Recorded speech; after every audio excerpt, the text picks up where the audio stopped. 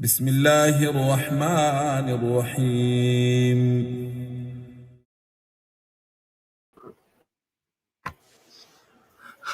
Assalamu alaikum, everybody.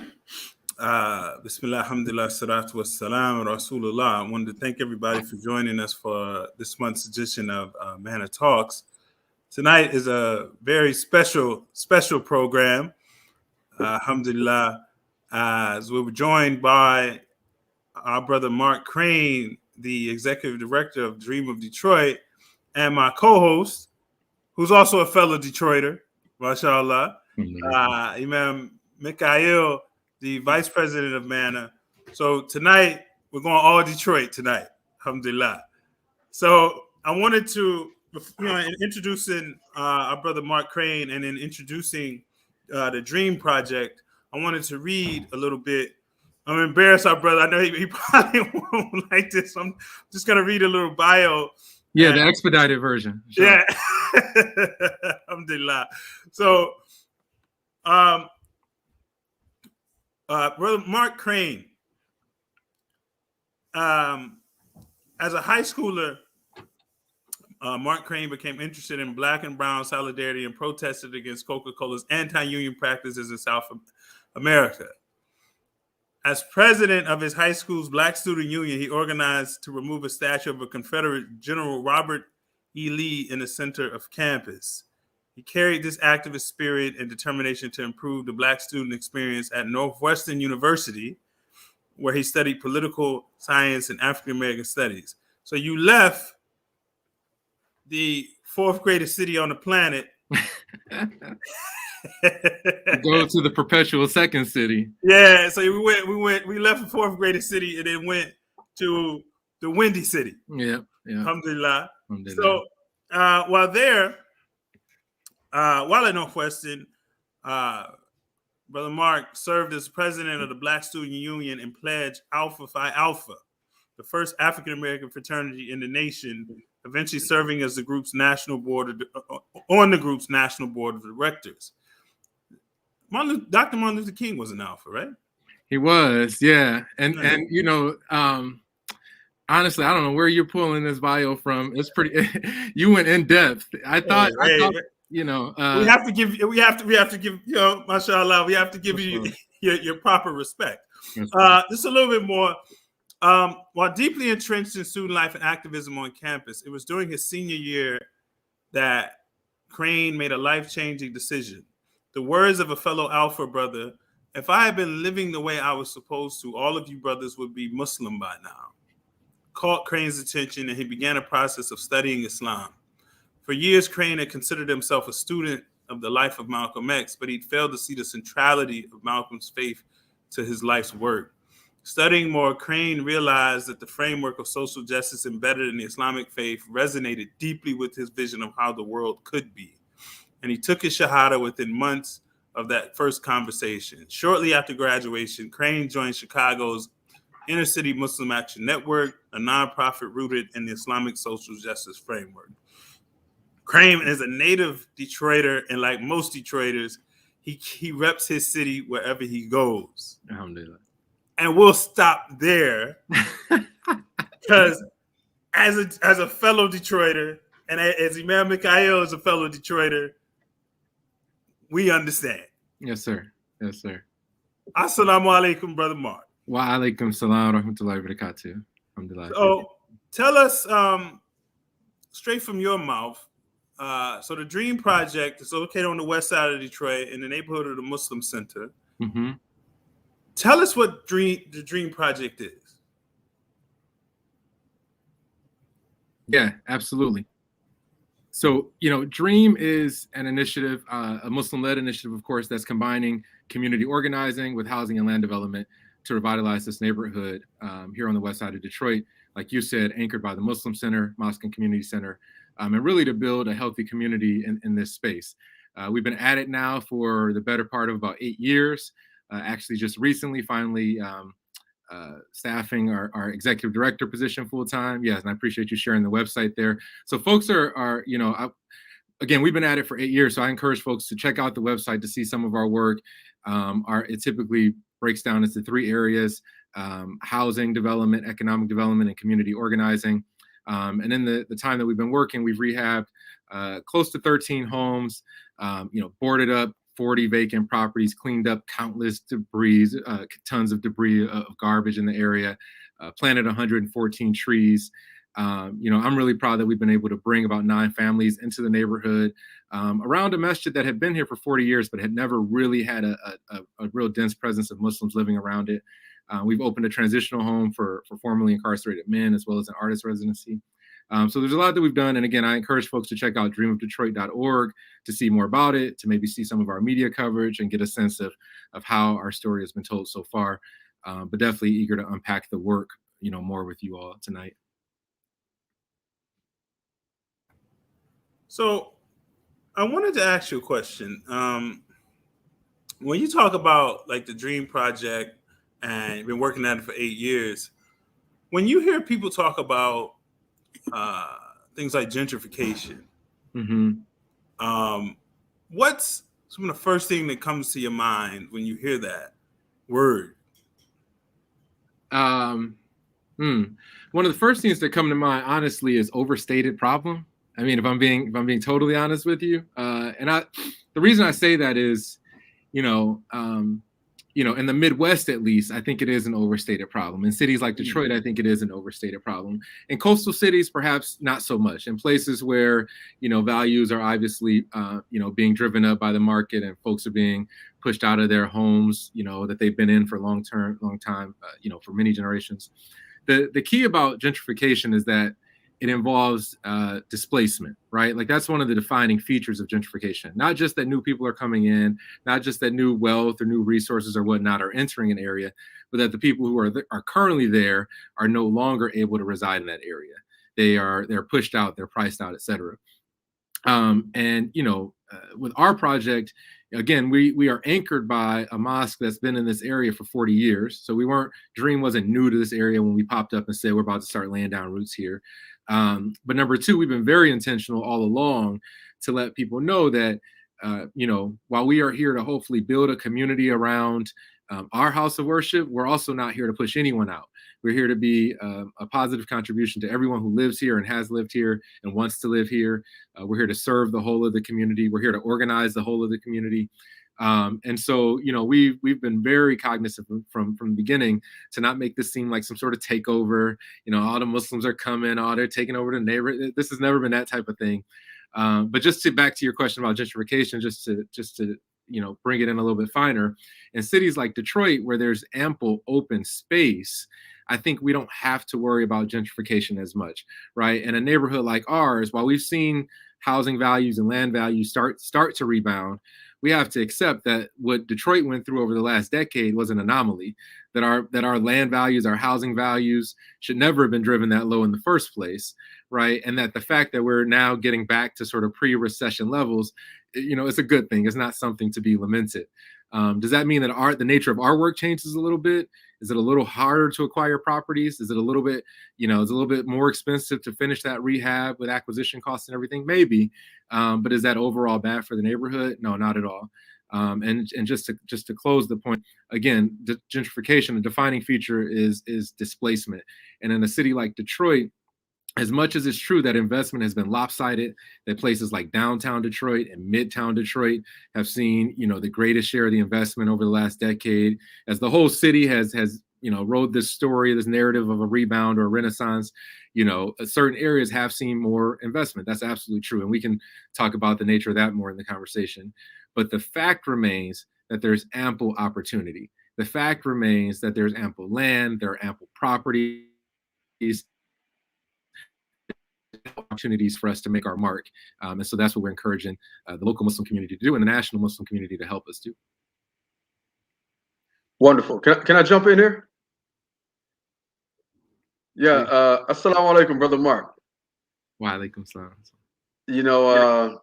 I am a proud board member of the Dream of Detroit. I just thought that I would let people know that. And I always advocate for Dream, and I always say it. I'll just, in the heat of the moment, if I have a soapbox, if I'm on a minbar, I started talking about dream, because it's a concept, right? And I'm glad what you did, Brother Mark, there. I'm glad you didn't just dismiss gentrification, right? Because that's one extreme, right?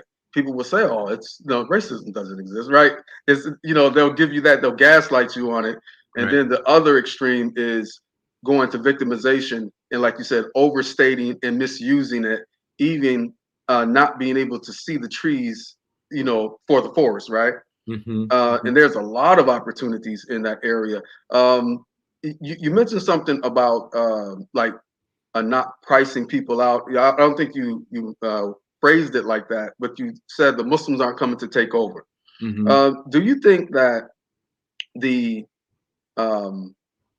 ethnicity of the majority Muslim group in the neighborhood, or even what types of things Dream is doing to make housing affordable for low-income families, do you think does that play a part in the whole trying to maintain the socioeconomic structure of the neighborhood to a degree?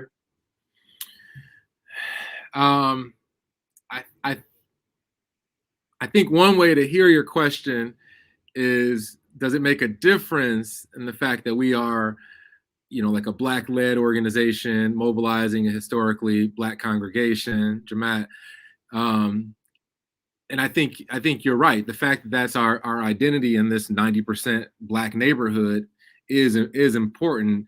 For us, the layers of connectivity are, how do we serve, help elevate, again, this historically working class and 90% Black neighborhood, and connect it more to our historically Black masjid and the work that it's done and the folks that it's brought into the community for the last 4 decades. And further, how do we connect those folks to the broader metro area Muslim community, such that everyone is working toward the same accord, which is building back this neighborhood and ultimately building, again, a healthy, thriving community around it. I do think that, sometimes as Black Muslims, and I know that, I think y'all have touched on this a little bit in some of your previous programs, that we still take for granted a little bit the reputation that we had as Black Muslims in the 90s, and even before that. I mean, I think we still kind of ride on this idea that, oh, every Black person has a Muslim in their family, or, it's just so familiar in Black America. And, relatively speaking, that may be the case, but I think we also know that, like, Black people are not immune from Islamophobia. Black people are not immune from imbibing the messages and the dominant media narrative over the last 2 decades. Black people are not immune to seeing Muslims as something weird or foreign, even if they're Black. I mean, that's just right. That's the reality. And so, coming into the neighborhood, I'll be honest with you, our first few years of work, we didn't get the local engagement that I was satisfied with. I mean, we didn't get the people who've been living here a long time out with us at our cleanups or at our board ups or et cetera. And so, we had to kind of go back to the drawing board a little bit. Number one, we had to step back and say, are we just providing this service, or are we just, raising funds to do housing development, or are we actually trying to organize people? Are we actually trying to engage people in the determination of their own futures? Are we actually trying to help build people's leadership? Are we trying to inspire people and remind them to know that they have a say in the future of their neighborhood? Because our neighborhood had been written off. Our neighborhood had been written off by urban planners who called it an ecological innovation zone. They said that population would never rebound in this area, right? That we should have controlled overgrowth of our vacant lots, that we should collect rainwater on vacant lots to take pressure off the sewage system. Interesting green infrastructure ideas, but really it was like coded language for downsizing or for right sizing. And what they were saying, we're going to have a future in the city, and we're just going to let you all kind of peter out over time. We're not going to forcefully shut you out or shut you down, but we'll let you peter out, and over time we'll cut city services. And we had to step in and be one of the leading voices and say, no, we have institutions in this neighborhood that have been here for decades, that have been supported by generations of people. I have neighbors in this area that have 5 generations, literally on one block, right? That have cousins on every block in our target area, in our impact turf, right? There are people who have never intended to leave this area, and you're sunsetting their neighborhood prematurely, and we aren't going to stand for that. And I think taking that sort of tone and standing up for everyone in the future of the neighborhood sort of helped our neighbors to see that we're here for more than just ourselves. But also, again, in line with that idea of like, are we just doing this work or are we organizing? We said, we have to do something that engages the long-term local residents more directly. Let's start a neighborhood block club. Right. And it's a familiar concept in the city, and you register your block club with the mayor's Department of Neighborhoods. And that's the organizing component of Dream, right? And that's part of it. Yeah. I mean, again, our bases we sort of operate at this nexus of this local community that's been here for a long time, which has a speckling of Muslims in it, but this local community and the Muslim community, the Detroit Muslim community in the metro area. So we're sort of operating at this space where those meet. And so, starting that block club, we sort of mapped it on to our same impact turf. So it's sort of covering the same area as us. It's more of a neighborhood association than a block club. But we made sure that we elected local leadership who have been here a long time. We work really closely with them. We stay in good relationship with our block club president. But, she goes to every precinct meeting. She goes to every Department of Neighborhoods meeting. She goes to every other organizational partner meeting that we get invited to represent us in the neighborhood and to be involved and to bring resources and open up avenues. And right. And that's something that Dream started, and it has worked insofar as it's brought a concept that's a little less alienating to everybody who's been here already. I mean, we got to realize, as much as we love our acronyms in the Muslim community, Dream was an acronym. Dream stood for Detroit Revival Engaging American Muslims, right? And while that might motivate some of us, in fact, the name Engaging American Muslims might alienate some people, right? And we had to realize that and sort of take a different avenue to engage them and make sure that it was clear to people that we're here for everybody. So I'll stop kind of rambling on that point. But, I do think that like just being in a sincere spirit of service and making it clear for everyone to see that the benefit we're bringing is to all, that helps to really bring down any barriers with the neighbors. Excellent. So I appreciate you saying that, because something we try to do here on Man of Talks is we have enough darkness. Everybody's always cursing the darkness of, gentrification or neighborhood disinvestment. And when I say we want to shine light on people who are actually doing good work that can serve as inspiration for other people. So Dream of Detroit, where did the inspiration come from? Where did the inspiration come from? I think that there were a number of strains of inspiration, to be honest with you. I mean, I think Dream is really this, it's a continuation, right? Like, they say no idea is original. Nas said it's never what you do, but how it's done. You know what I mean? And so for us, we're trying to do this a certain type of way. We're trying to professionalize it in a way that we feel like our community deserves. We're trying to present a grand enough vision that we feel like should reflect the 100-year history of Black Muslims in the city of Detroit, right? And our presence in the nation more broadly. So we're trying to do it as a certain way, but this idea that we build a healthy, thriving community living around our masjid is not an altogether new idea, right? This idea that we be people who are leaders and serving everybody else who lives around us is not a new idea, right? And so again, we're tapping into something that's a really old kind of strain in our community. And sort of, adding our generation's twist to it, if you will. But, and to give you more specificity on kind of where the exact idea came from, I would say it's the meeting of like three avenues of thought, if you will. That's not really it, narratives. And so one is, around 2009, a group called Neighborly Needs, right? A group mainly of Black Muslim elders out of the Muslim Center and historic Masjid Wali Muhammad, the historic temple number 1 of the Nation of Islam. A group of elders out of those two masajid came together and started Neighborly Needs. And they said, you know what, we see an opportunity around the Muslim Center of Detroit as the neighborhood, has fallen on hard times. There's a bunch of and they started purchasing houses right down the street from the Muslim Center. They started purchasing houses from the state land bank and from the county tax auction. And they had a vision for, what they called the Waverly Project and fixing this block of the street Waverly right adjacent to the Muslim Center. They were introduced by one of those brothers, one of those, imams who plays connecting role across all communities.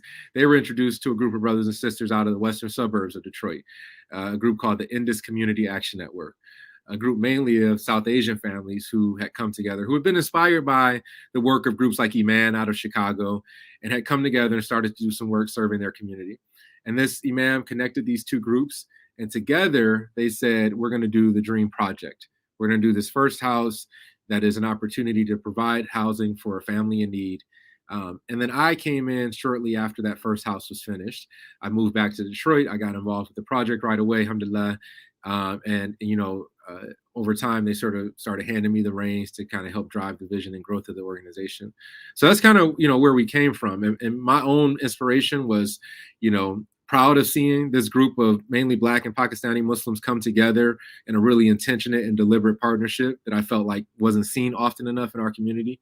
So seeing that groundwork there, if you will, I saw a group that was starting to do the very type of work that I came home to do.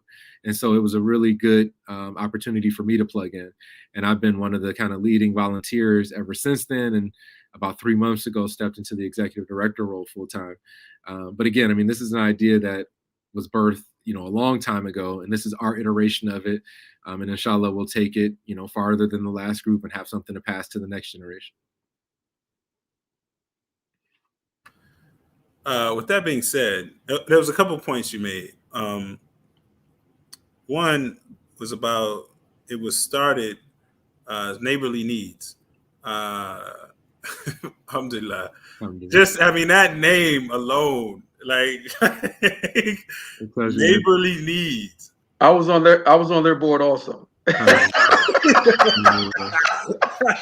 So, alhamdulillah, see what kind of experience we have on the board of manor. When you became Muslim, as often as a convert, we just want to do good. And was that in going home and working at Iman, did you always want to come home when you graduate from Northwestern? After you're working with Iman, they're doing good work. Did you always want to say, what, fourth greatest city on the planet? First greatest city on the planet. I never wanted to leave home. To be honest with you, I went to Northwestern on a whim.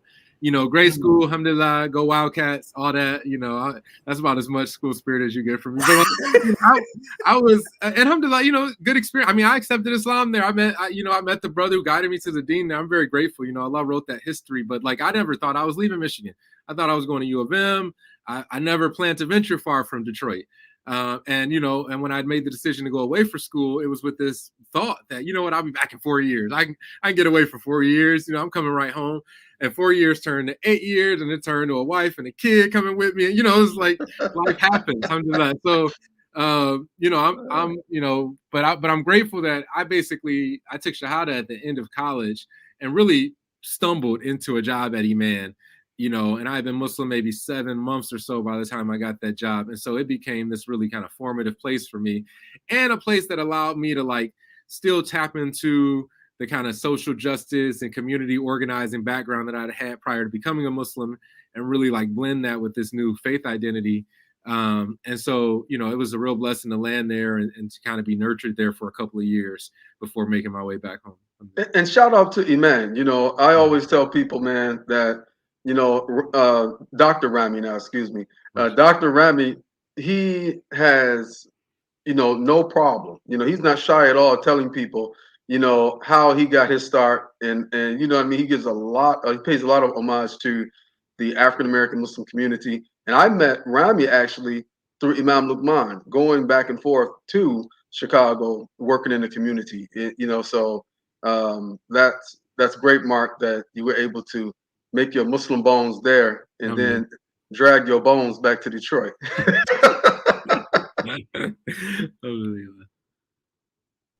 So while you were in Chicago, we would be remiss if we didn't mention a fellow Manor board member, Sister Hazel Gomez. So you marry a Chicago, and I know she's Chicago strong. The amazing Miss Hazel. Yeah. MashaAllah. So how did you get her to leave the Windy City? You going off topic. You're asking hard questions. Huh? Was the dream of going home? Hey, how do you? And the reason I ask this is this: often, so we're at Midtown Mosque here in Memphis. It's kind of the same kind of narrative, right? Like neighborhood revitalization. And one of the questions people generally ask is, and they kind of whisper it. Hey, brother, how you get your wife to move down here? Right.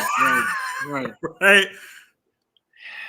Yeah, I mean that's a real question, And when people ask me that, I just have to, and especially when older sisters in the community remind me that, and they're like, I ain't moving over there yet, right? Some of them say yet. It reminds me to be grateful for my wife and for my family, and the sacrifices that they've made, for this project. I think for us, there's obviously the benefit of being within walking distance of the masjid is just incomparable.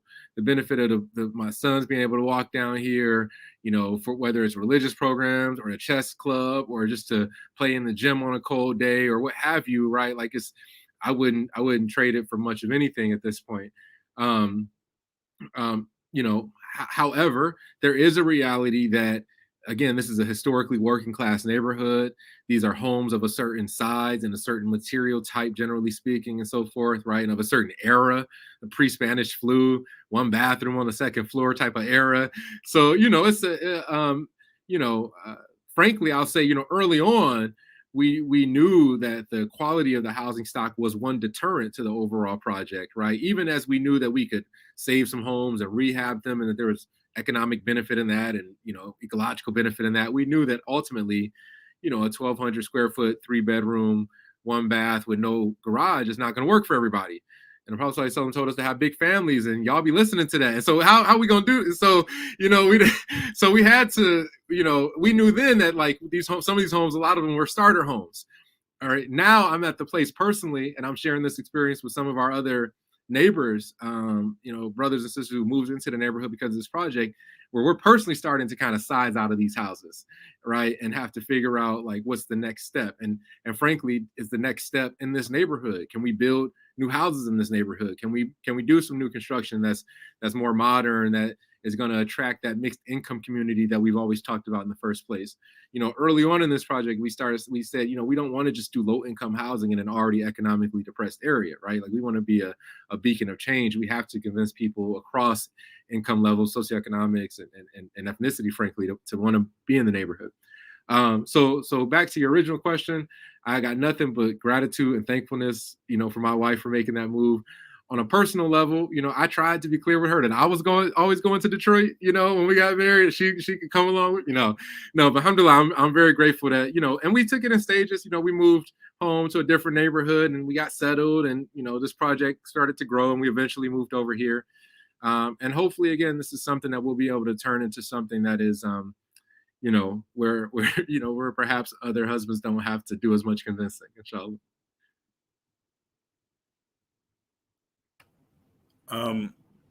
No. Hats off, kufis off, turbans off to his sister Hazel and the sisters who, are the backbone for those decisions. Because, that's right. Yeah, like you say, that's for right. us as brothers, we want to walk to the masjid. You want to, all of that.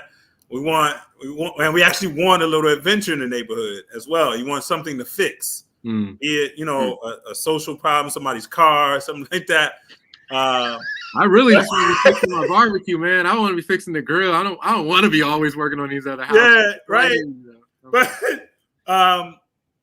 But something my wife pointed out one time, sometimes you do want to just be able to drive to Target in 5 or 10 minutes. So, it's good when you see that, have that level of support, because it's almost like a battery in your back. And since we're quoting Nasir Jones, he said, "Don't shoot the breeze about it when you can be about it." Be about it. My degree's about. Okay, I'm sorry. So you don't start that with me, okay? You know already. Oh yeah, I forgot, man. Imam Talib, he and I, we have a debate who's really the hip hop imam. So when Dream, so now you're in a position of you're executive director, actually working. You're not volunteering. The transition from volunteering from an organization that's a passion project to actually working and being paid to do the work. Tell us about that experience, because that's a transition that people often don't talk about.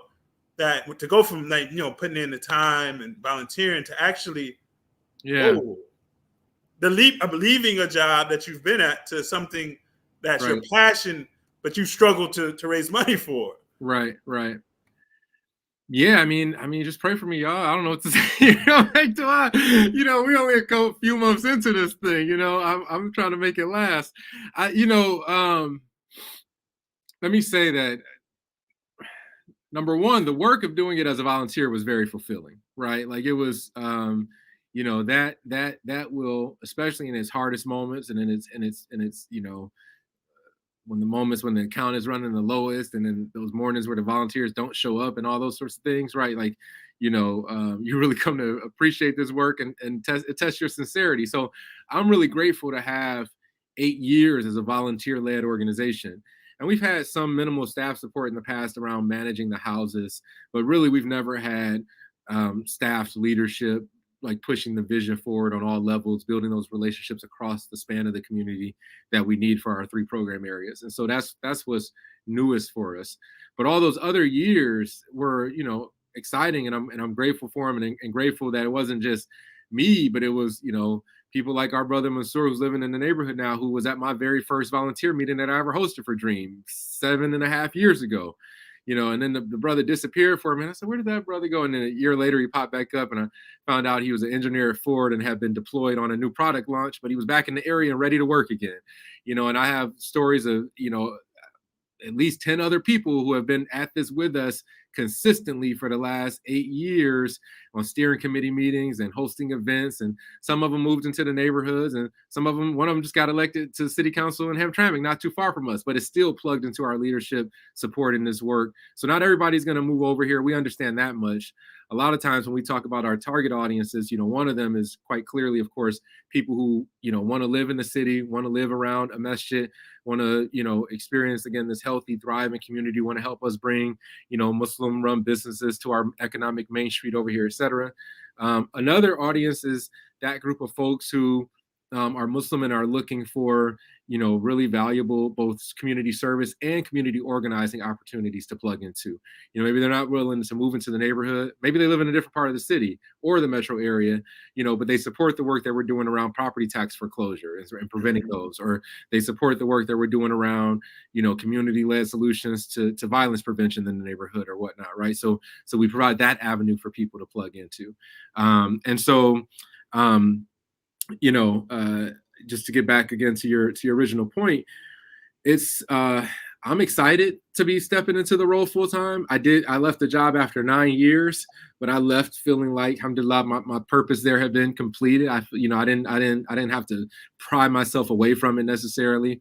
There was a moment maybe 4 or 5 years ago where I was interested in going full time with Dream. But my family and I had just moved into the neighborhood, and we made a family decision that it maybe wasn't the best time to put all our eggs into that one basket, right?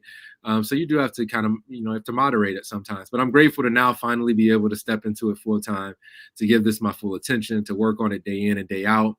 Alhamdulillah, having now been in the role about 3 months, I'm really starting to feel the excitement again. It's a really clear-cut difference with the level of engagement that we can do, and really over the last few months, I've had to, on a couple of occasions, sort of tell people in our local community, like, hey, I was actually doing X, Y, and Z for the last 9 years, because a lot of folks thought that this was my job, because to them, I popped up here, I was new to this Muslim community, right? I wasn't new to Detroit, but I was new to the Muslim community, and I left Detroit as a teenager. So, folks thought this was my job, and it wasn't. It was what I was doing at night and on the weekends and in my spare time, and alhamdulillah, I had a flexible job, but now it's my job, and now I hope to present something rather to the people, that is, befitting of someone giving this their full-time attention. Mark, you said something that really made me proud. You know, I have to admit, I'm very proud of you, your work, and the Dream team, right? Alhamdulillah. And our volunteers. Can you say a little bit about you mentioned a few names, but Yeah. how is Dream able to recruit, sustain, and activate all those volunteers? I mean, I know the budget sometimes, right? so, Yeah. so can you help the viewers understand that organizing aspect? Right. Absolutely. Volunteers are amazing. The volunteers are incredible. And, Dream is the type of project where it's like, if, maybe this could be said for a lot of other things, right? If you're a business, you're providing a service that people don't want, what are you in business for? But Dream is a community project. If the community doesn't accept Dream, doesn't embrace Dream, isn't driving Dream, then it's like, what's the point? Like, who are we doing this for? And so, for me, when I got involved with the project, again, these two groups had come together and did the first home. And then, we had this moment where we had to decide, do we stay in this neighborhood? Do we go work somewhere else? Do we, what do we do here? Are we just doing low income housing?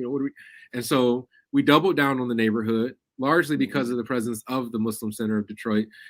Also because of our proximity to places like Hamtramck, where there's a majority Muslim community. And right, you have that one highway that easily connects. 3 minutes to Hamtramck, 20 minutes to basically every other metro area Muslim community, unless you're trying to go Far East Side. So like really good proximity, 10 minutes to downtown. So we had that story, but really the Muslim Center was that anchor there for us.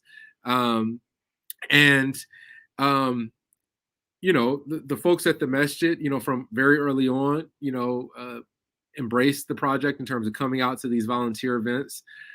Folks, again, in the metro area embraced it in terms of coming out to these volunteer events.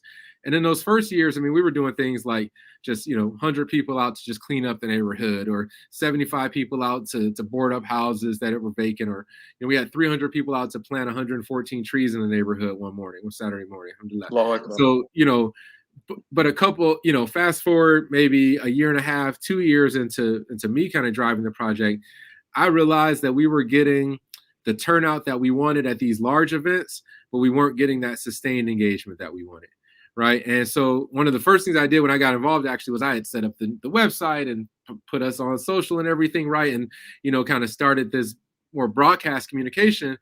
And basically 18 months into it, 24 months into it, I had to say, as much as this is working for these one-off big events and whatnot and telling that story, and I'm grateful for that, it's actually not working for just the sustained engagement. Mm-hmm. We're not building a team. And that's when I had to be like, hold up, you learned how to organize. Like hold up, you learned more than just digital strategy. You learned more than just marketing. Like you learned how to do one-on-one conversations with people to understand their intrinsic motivation and to tap into what brings them to a project. Like, go ahead. And your internships and your internships and the story project. Can you talk a little about? I'm sorry, Malik. Talk about the internships and the story building project. Yeah. So we went from just mobilizing or organizing with the volunteers. So we pivoted from just doing these big mobilizations to starting to build these teams, right? And so we had our board, but we also started to building a steering committee of younger folks who are willing to meet more often and kind of have more skin in the game and to really be driving the vision of the project. And then we had a housing committee and an economic development committee and an organizing committee. And truthfully, again, we've been volunteer-led this whole time. So don't let me fool you into thinking that every committee had 30 members and was meeting every month. It ebbed and flowed. And sometimes it's like a committee head, on Zoom by itself. I don't know. Right? Like it's hard sometimes. And sometimes you have a lot of people at the table, right? It ebbs and flows. Alhamdulillah. But we started those committees and they've been consistent. And we've had consistent volunteer leadership of those committees for 4 or 5, almost 6 years now in some cases. And then we layered on the internship, right? Like we started to do summer youth internships, high schoolers and college students, right? What does an 8-week program or a 10-week program look like? We can't pay you a living wage, unfortunately, but I can give you a small stipend for the summer, right? And I can introduce in the community into some movers and shakers who can pick their brain or learn from lunch with them. And so just saying, introducing folks to movers and shakers and other opportunities outside of the financial benefits of an internship. So actually, this is our first year working with college interns during the school year. We're working with interns from like 4 universities right now, I believe. Next year, we hope to be in 8 universities. And then just to your last point, our storytelling project. So this has been a fairly new project for us. But I'll share, it's one of the things where, like, if Dream shut down tomorrow, it's one of the things that I'd actually be proudest of, because what we've been able to do is to capture these really incredible oral histories from elders in our community. And we have upwards of 60 recorded at this point. We have the funding to do, close to 100. But this project kicked off just as the pandemic was starting. We actually had to do, like, I think 17 or 18 of our first oral histories were on Zoom. Because even though the pandemic presented more reason to try to capture these histories, right? So alhamdulillah, we have a site launching where these histories will be housed, but we also have them permanently housed at a scholarly archive at Western Michigan University. And there's a sister there, a professor, from our Muslim community, who's been helping to really drive this project and bring a lot of expertise to it. We've been training young folks on community ethnography and videography and interviewing skills. If you were to check out, and when we released the project and you look at these interviews, every single one of them was recorded by a high schooler in our community, basically. And they were paid stipends for these interviews as well, which we were grateful to be able to do. So we're gonna round out those 100 oral histories, and we'll have those for posterity, and we'll do actually a physical launch as well here in Detroit. And then we're also doing a documentary project as a part of this. And so hopefully those oral histories, that same Kofa, help us look back, and then that documentary helps us, turn and look forward and tell the story of what we're trying to do and what we hope to bring to this neighborhood, inshallah. That's great, man. Alhamdulillah. So I got a question for you. When we talk about community and what you're creating, what the Dream Project seems to be about is about creating physical community. How important is home ownership and building physical community? How important is home ownership? Great question. It is a really good question. Especially when we talk about building wealth, right? I'm always... Well, so argue with me here, man. So listen, because I think what's most important in terms of this physical community building is having people who are committed to the long-term trajectory of the neighborhood. And I think that oftentimes renters get a bad rap for being highly transitory and, not invested in neighborhoods. And I don't think that has to be the case. I'm not saying there's no truth to it, right? But I don't think that has to be a case. We were just looking at a house today, actually, that recently came on the market. And, the description on the house says that the tenant has been there 30 years. Now, I know the tenant. I would never have guessed that she didn't own that home. It looks like what you would expect from somebody who owns their home in terms of how she maintains her house. She's a neighborhood watch type of grandma. She's on that porch. She's reporting what's going on. And so there's just again, I don't think you have to be a homeowner necessarily to be committed to a place. However, I do think that the process of becoming a homeowner, right, is obviously a valuable process, for one to go through. It's a skill set to have, learning how to navigate the real estate process and to maintain a home. And, we also know that maintaining a home is something that really you have to be taught as a child. It's a life skill, right? And that's why there's all types of programs that people go through for home ownership readiness and so forth. But to get to your question a little bit more incisively, I'm actually not convinced that historically home ownership has worked as a wealth building tool for the Black community at large, right? Does it work occasionally when we break into certain new communities and we can benefit from the price of a home? Yes, but what happens as soon as an area becomes majority, values in the home start to decline? And this is a modern reality as much as it's a 20th century reality, right? And we also know that Black homeowners often face lower appraisals, right, than white homeowners for the same properties, right? So there are a number of frankly, you can look at the subprime crisis as a massive example of Black folks being shepherded into home ownership only for the bottom to fall out and for the values of all those homes that they bought, to plummet and for folks to be underwater. So, as much as home ownership is important, and I think, we're coming from a city that had the highest rate of Black home ownership in the country. Unfortunately, as of 2017, we're a majority renter city in Detroit now, which is a shame. But again, I'm not arguing against home ownership itself. I'm just saying it hasn't been the type of wealth creation tool for Black folks as it has been for other folks in this country. And I think that's just a statistical reality. Yeah, of course. So my question is, what is Dream's solution? Is Dream offering an alternative to those predatory lending practices, or even some type of education, or even some type of disruption, or even policy pushing into how can, because I know it's something, I'm trying to pull something out of you that Dream has been advocating for and joining a particular coalition, right, that is pushing for equality in home assessment. Yeah. So I'll come to the coalition. I'll start by saying, of the properties that we have rehabbed so far, there are a mixture. Some have been sold to folks and are now, owned by, lived in by owner occupants. A couple were actually homes that folks affiliated with the project purchased themselves directly, led on their own rehab. We have worked with them a little bit, but, a few of those. We have a couple of rentals, amongst our portfolio. We do have some. We have a few programmatic houses, right? We have our transitional house and our artist residency. But long term, we don't want a whole portfolio full of rentals. We're actually hoping to move more into the community land trust space. So we did recently incorporate a Dream Community Land Trust. We will be moving a bunch of our parcels into the land trust. And that's our tool for permanent affordability in the neighborhood, God willing. And it is a way for folks to experience home ownership while also allowing us to make sure that we can provide subsidized units, kind of in perpetuity, inshallah.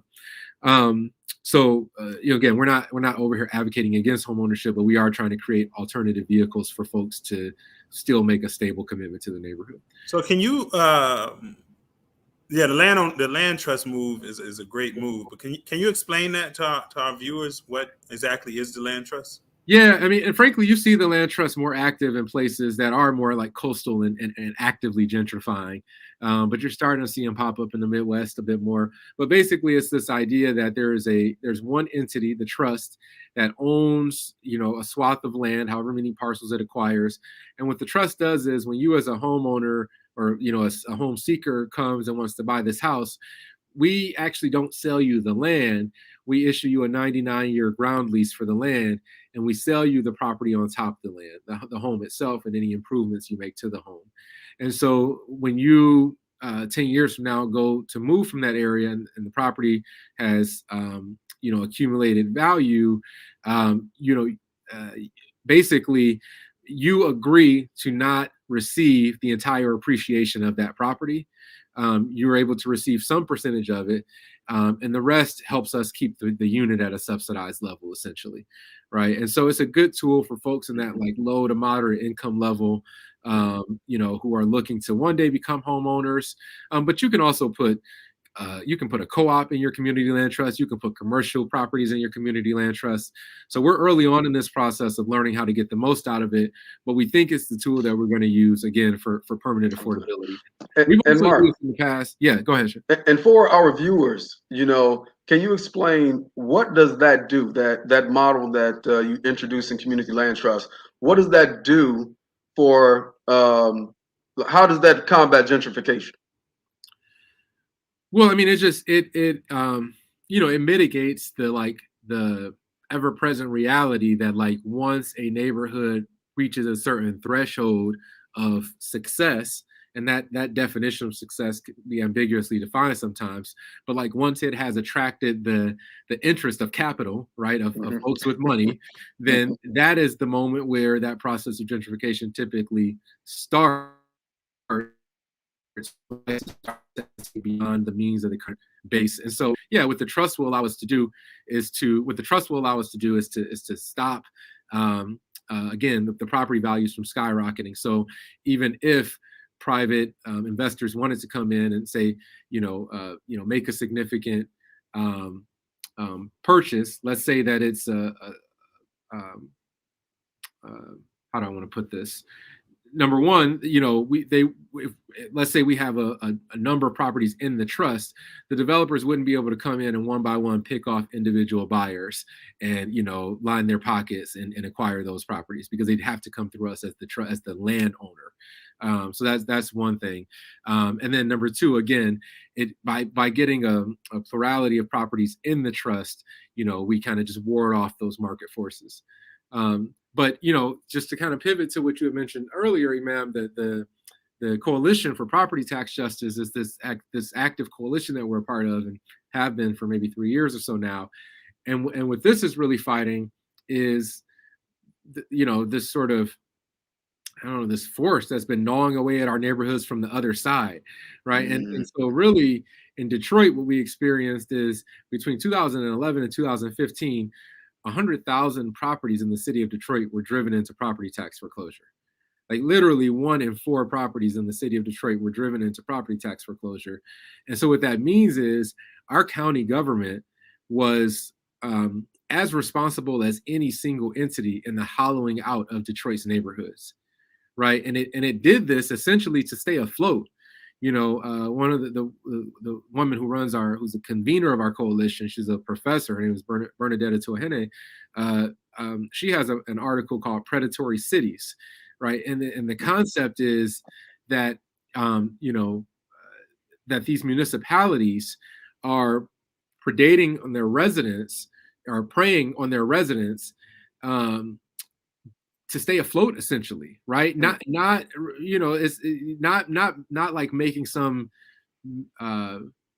what am I trying to say here? This isn't like a predatory state in the sense that folks might be familiar with, right, in the third world, where you have a government that is eating the resources of its people and enriching itself.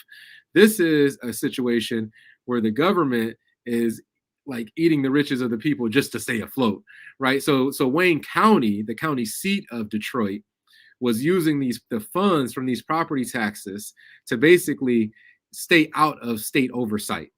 The county itself was on the verge of entering financial oversight by the state, and state oversight. That's another systemic racist issue, and Absolutely. Also predatory issue. Absolutely. Big fish eat little fish. And just to jump in, that's one of the things that lead to corruption in a lot of those, what they call developing or third world countries, is everyone is saying, hey, let's not get eaten by the bigger fish. Let me pick on you, Yeah.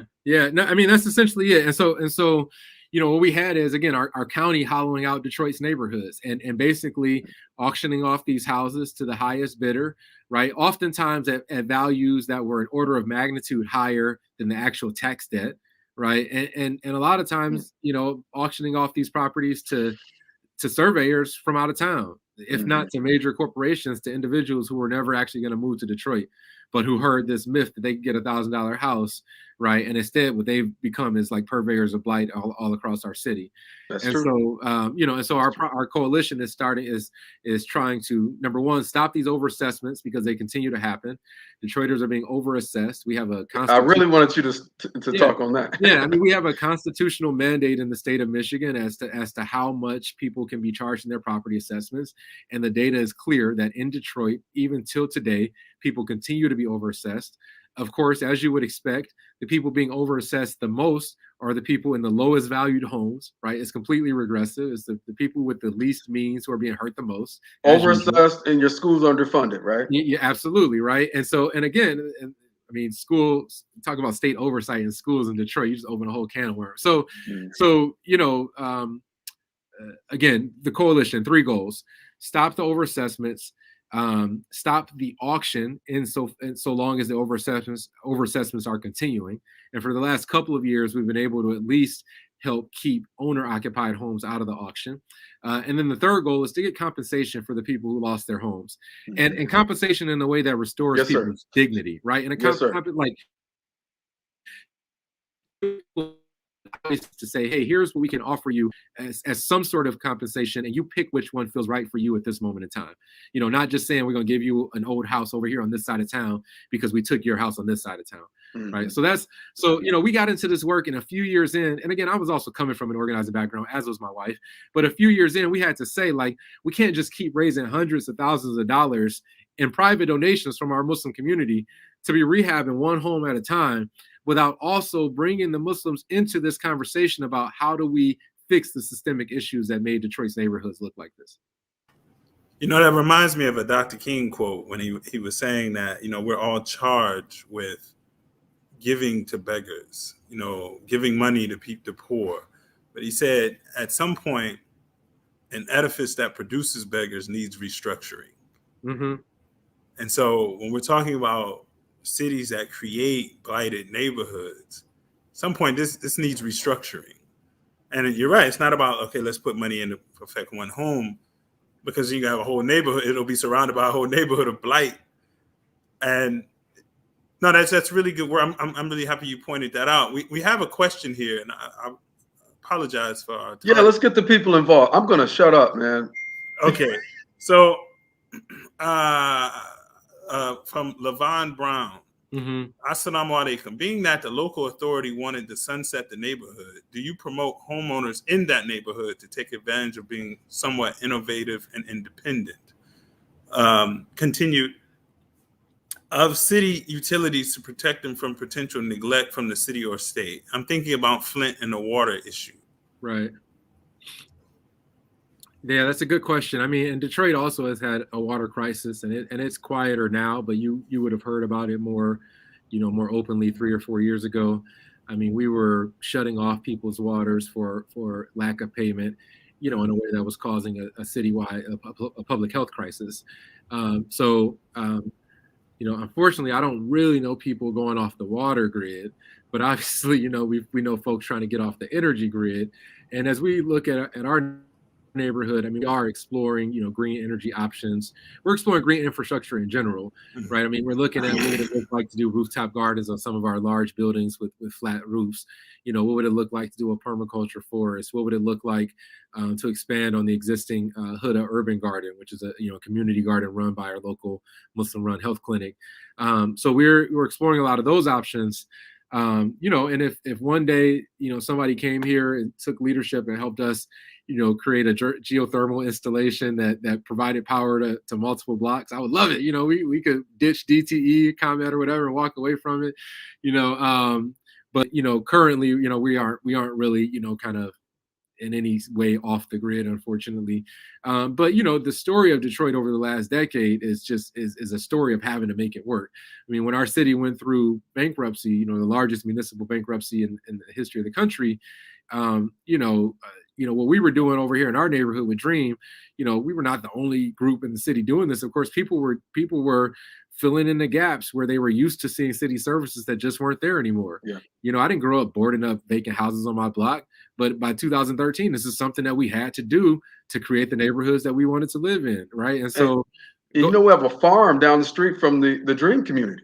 We actually an actual farm in the hood. Yeah, we have a cider mill, mill right here in the hood down the street. Alhamdulillah. And again, like I mentioned earlier, permaculture forest, and we've explored things, like the hoop houses, the quinset huts, and different things. So we're looking at all types of different innovative approaches to the housing problem. Inshallah. I have a two-part question. Mm-hmm. What keeps people from joining up the project like Dream of revitalizing, our inner cities? What do you feel like is a barrier for people? And then what for those who do move into the neighborhood or do become part of the project in the physical realm? Because like you said earlier, there are two parts of this, right? So there's a financial and a dua part where people say, you don't have to move down here. We understand aesthetically and, security, people may feel, that that's not for them. But then there are people who physically go, who want to be part of something. Like, what do you hear from people say, like, the reason I moved down here is this, or the reason I won't do is, I won't come down is this? What are things you hear? Yeah, it's a good question. I mean, generally what we hear in terms of why people made the move is that, that they wanted to be in proximity to the masjid, that they wanted to be a part of an intentional community building effort, that they wanted to live in a community where they felt like there was an organization that represented their faith in action. And so I think those are some of the common things that we've heard. And then in terms of what's prevented folks, yeah, that's a good question. I mean, I don't think we can understate, unfortunately, like just the economic history of the neighborhood. Again, for a family with 4 or 5 kids, and especially kids that are maybe teenagers, I probably only have one house in the neighborhood that I can actually offer that family could fit in, right? And so, I think that is a reality, is that we were dealing with a smaller, older housing stock, and that only worked for certain families. But beyond that, I mean, I feel like we've heard tons of support from folks who live in the suburbs or live in different neighborhoods in the city or whatnot, who say, "Yo, we're with you," and they'll come out and they'll volunteer, or they'll donate, or they might even be interested in trying to be a landlord because they can't move in themselves, or things like that, right? So I mean, I'm very continuously grateful for the level of support that we've gotten. Even without 100 people knocking at the door to move in tomorrow. And I will say, early on in the project, I mean, we had some proving to do. I mean, people were skeptical of me. I mean, I showed up out of nowhere trying to work, and people were looking like, who's this cat? Who's this guy? Right? Like, and so alhamdulillah, I think over a few years, we proved ourselves, and we got to a place where we went from looking for residents to fielding more requests than we could actually, respond to, right? Like more often than not now, we got somebody looking for a house, and we got to figure out, hey, can we start a rehab and get something ready in time? Or do we have anybody moving out that we can replace, or whatever, right? So we're grateful, for the level of engagement. And we just hope that we can provide, a product and a service that makes it easy for people to say, okay, I can move in over there. Okay, that has the kitchen and the bathroom that my wife likes, and we can make that move. Or the wife says, okay, they finally got, a school over there 5-10 years later. Okay, now I'm ready to have something my kids can walk to, or you know what I mean? So I understand that we're not offering everything everybody needs right now. We know that. And I'm grateful for the folks who were able to make this initial step despite what we, are not offering yet. And inshallah, we'll be able to continue to offer more. Alhamdulillah, man. As I said, at the beginning of the program, one of the things, MANA wants to do, and obviously MANA is a big supporter of the Dream Project, as Imam Mika'il is a board member, and, Sister Hazel is a board member of MANA, and obviously a big Dream supporter. Absolutely not. The single most important Dream supporter, in fact. MashaAllah. So, we really appreciate you coming on, to talk about the Dream Project, because we see Dream is one of those, they call it, in Good to Great, they call it BHAGs, the big, hairy, audacious goals. And in building physical community is something where if all of us, I think can attest to this, that Islam is best practice in physical community. You know what I mean? When you're with people and you see people and you go to the masjid, and something we have to get back to creating, instead of lamenting, like you say, gentrification, lamenting, what's happening. At some point, we do have to trust in Allah and then move. I mean, trust in Allah and move to build something that's beneficial, not just for ourselves, but for the Prophet ﷺ said, "You'll find me with the poor." Alhamdulillah. We often, I reflect sometimes on a dinner that I was at a, this was maybe 10 years ago, and a nonprofit, Muslim nonprofit held a dinner, and it was typical. It was different than their typical dinner. They were used to these big community dinners where pretty much everybody was invited, and they were, I think, going through hard to host this more like high dollar type of fundraiser. And so they did, and they invited Sheikh Hamza Yusuf actually to keynote it. And at the dinner, he said, he said the Prophet ﷺ told us that there is no blessing in a gathering that doesn't include poor people, right? And this was as we sat around with 100 people who just paid $1,000 a ticket or whatever it was for this dinner, you know, and it was just a reminder that's always stuck with me. And frankly, you know, I think it's something that we should be thinking about in terms of our life. You know, a lot of us live in places where there are no poor people, frankly. Is there blessings in our neighborhood? You know, and what are we withholding from our children by not allowing them to see the fullness of the world? You know, like, so, but, you know, to your point, we believe that housing is a human right, that the Prophet ﷺ told us as much when he said, you know, that there are no rights for the son of Adam except, you know, clothing to cover his nakedness and housing to cover his head and food and water. There you go. You know, and that's the thing, you know, like, because sometimes, especially when I tell people we do community organizing, and people have so many misconceptions, and I'm like, no, like, we're grounding this very clearly in the most basic expressions of human rights and prophetic injunctions as told to us by the Prophet ﷺ. And then we're helping people, you know, make an impact in their own lives. That's what we're trying to do. Alhamdulillah. So we'll take this last question here. Assalamu alaikum, Brother Mark. How about housing prisoners getting out of prison who are being discriminated on because of their incarceration and no credit? Sure. So I'm just going to go ahead and say I didn't plant this question, but this is my brother. This is Brother Dawood, who's actually our house manager at our transition house. Assalamu alaikum, Brother Dawood. So, you know, and a pillar of the community. Allahu Akbar. Yeah, alhamdulillah. And the reason I went ahead and exposed, you know, that this is one of our guys is because I didn't know Dawood 3.5 years ago. And this man has been an absolute blessing to my life, to our community, you know, alhamdulillah. And when we met him, got introduced to him, and were able to provide a space at Project Homecoming, I mean, that was a win-win. He needed that moment. We wanted somebody in the house.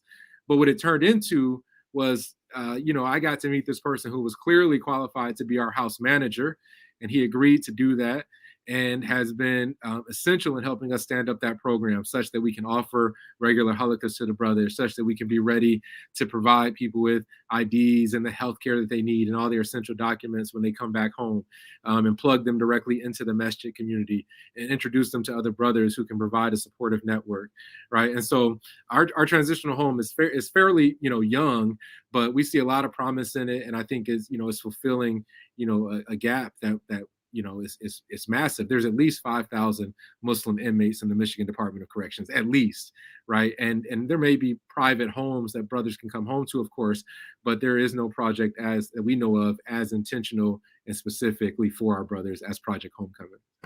You know, it's interesting. There's two people I see China. They're vastly different experiences. I don't know if you had this experience when you graduated from college. Oftentimes when you know, Muslims graduate, particularly, you know, African American college educated men, the challenge is, where am I going to move? Because, you know, we think, you know, we could afford to live in the suburbs, but we just don't feel like that's fulfilling enough for us to live there. Right. And, you know, brothers who get out who have a challenge with housing as well. So I'll save the end for our star quarterback from Prairie View to give the pass to end the program. Alhamdulillah. Any closing words? People listening know that when I was at Prairie View, we were one of the losing schools in college history, NCAA history. So discredit what Brother Malik is saying. and I didn't start. I was backup. Okay. And that was the reason for the record. And that was the reason for the losing record. We couldn't see the talent in the room. So, inshallah, if you have any closing words, and inshallah, you'll send us out and do I just want to say, I just want to tell you how much I appreciate you, Malik, and you're doing a great job with these Manna Talks. It's connecting Manna to the brothers and sisters that don't always get this type of discussion through an Islamic prism. You know what I mean? I think the content is really meaty. You know what I mean? It's relevant, you know, and they're being introduced to people that are doing some monumentous things, life-changing things. So, and once again, Brother Mark, man, you know, Jazakumullah khairan. You know, may Allah reward you and all of your family with the best of rewards. And I'm really grateful to Allah that you are staying rooted in your faith tradition, also using your background in education and understanding and having empathy for all people and all faiths and ethnicities. So this is beautiful. Keep up the great work, and I'm with you. Jazakallah khair. I appreciate you. I appreciate Mana and this invitation. I've been really excited. I was telling someone earlier, I watched Imam Zaid's year-end piece, but also your previous 3 Mana talks, and really enjoyed them. So appreciate y'all bringing these conversations to us. Alhamdulillah. May Allah subhanahu wa ta'ala reward all of you who are tuning in and who are participating with the Mana Talks. Thank you once again. Our host, Malik, our guest, Mark Crain, and I am Mikhail Stewart Sadiq, Vice President of Mana, and we will close out with dua. Al-Fatiha. أعوذ بالله من الشيطان الرجيم بسم الله الرحمن الرحيم الحمد لله رب العالمين الرحمن الرحيم مالك يوم الدين إياك نعبد وإياك نستعين اهدنا الصراط المستقيم صراط الذين أنعمت عليهم غير المغضوب عليهم ولا الضالين آمين. جزاك الله خير. السلام عليكم.